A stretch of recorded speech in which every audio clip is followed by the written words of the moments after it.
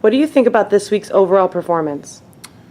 You know, I was proud of the way our guys fought through the game. I thought there were some moments where things really could have come unhinged for us, and instead they responded, coming back out in the second half. Played hard.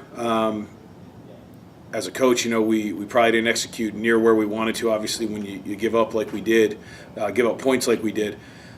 But there was a lot of things on the over the course of the game that I thought our guys really tried to fight through and create some momentum, and we were, you know, one step here, one step there away from doing that. You knew that Illinois College was coming in with a high-powered offensive passing game. Were you pleased with your secondary?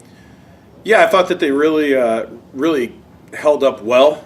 There were times in the red zone where it was just a matter of a 6'4" senior going against a 5'8" freshman, and though we were in the right place, we just weren't able to make the play. There were times where I thought we did really well getting off the field on some third and even on fourth downs and getting them off there even though they had their passing game going. I felt good. I don't know that I felt great. You're never going to feel great when you give 300 yards passing, but I did think that there were times where we really did a good job representing ourselves. Your offense struggled again this week. Do you plan on making any changes there?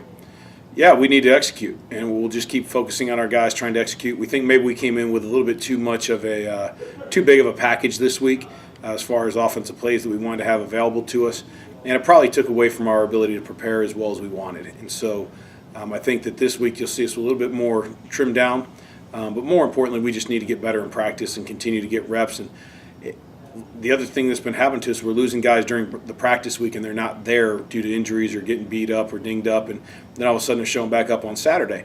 And I think what we've decided as coaches is we're going to make sure that if they don't practice the whole week, they're probably not going to get to play as much as they usually would have. You had a lot of freshmen starting this week. What do you expect from them in the future? Better. Most importantly, that they're starting to get some experience.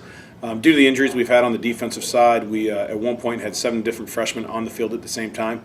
And that's something that is scary right now because they don't know the nuances and the intricacies of our defense as well as they probably need to. But in the same respect, they held up pretty well and did some really nice things. And if they can continue to grow on that through the offseason and through the rest of this season, they should be a step ahead as sophomores and be ready for next year. And what changes do you feel are necessary to improve from this game for next week's game? We just got to be better. We got to execute better, both offensively and defensively.